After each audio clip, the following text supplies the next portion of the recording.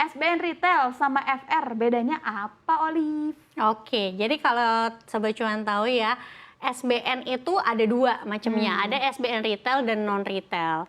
Jadi sebenarnya ini peruntukannya zaman dulu kalau SBN Retail itu yang bisa dibeli sama kayak kita gini, investor retail nih versi simpelnya ya. Kalau SBN yang non-retail kayak FR atau Indon memang dulu itu ditujukannya untuk investor-investor institusi atau HNWI. Investor HNWI itu high net worth investor gitu yang punya aset sekian miliar gitu. Yang bisa belinya tuh nggak dalam jumlah kecil Betul. gitu ya. Kalau retail kan SBN Retail kan kita bisa beli 1 juta, 5 juta. Kalau zaman dulu yang kayak FR itu minimum pembeliannya 100 juta, itu pun 100 juta itu spreadnya gede. Jadi minimum ya 1 miliar, makanya bisa beli institusi gitu. Itu sih sebenarnya perbedaannya, cuma setahun belakangan ini entah kenapa negara nih berbaik hati banget. Kita bisa loh ngerasain kayak institusi, instrumen yang biasa mereka beli. Jadi setahun belakangan ini FR itu udah bisa kita beli mulai dari 1 jutaan. Oh, sudah bisa kita beli dari 1 jutaan. Dan ya sekarang juga banyak kan SBN Retail yang bisa membeli dengan nominal yang besar juga bisa kan. Berarti nggak ada bedanya nih ya SBN Retail, FR dan Retail itu sama-sama negara, sama-sama dijamin negara, sama-sama diatur undang-undang. Cuma pembagian kuponnya kalau retail itu sebulan sekali, kalau yang non retail itu 6 bulan sekali. Berarti bedanya hanya di pembagian dividennya aja. Oke, dan SBN ini termasuk yang oke untuk dikoleksi ketika suku bunga tinggi. Betul. Ya, apalagi sekarang ya. Iya. Contoh ya kalau Sobat Cuan tipikal yang investornya tuh moderat gitu.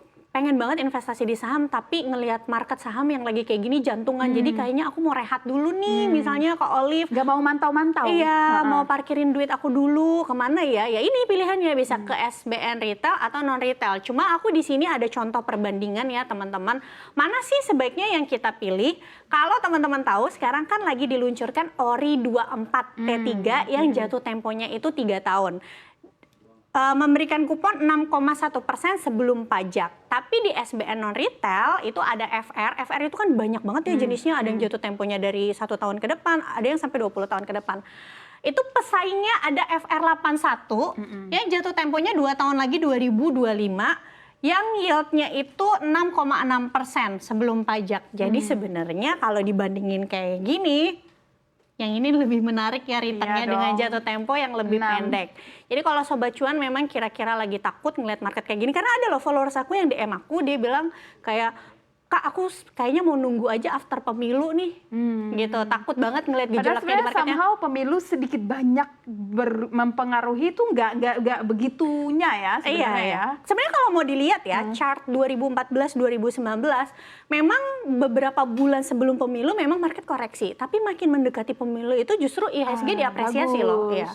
Cuma kan balik lagi, investasi itu kan masalah psikologi dan masalah bias juga. Dan masalah risk profile teman-teman. Jadi untuk meminimalisir resiko daripada teman-teman jadi nggak bisa tidur, ujung-ujungnya malah cut loss. Kalau teman-teman memang suka return yang pasti, ya pilih aja SBN gitu.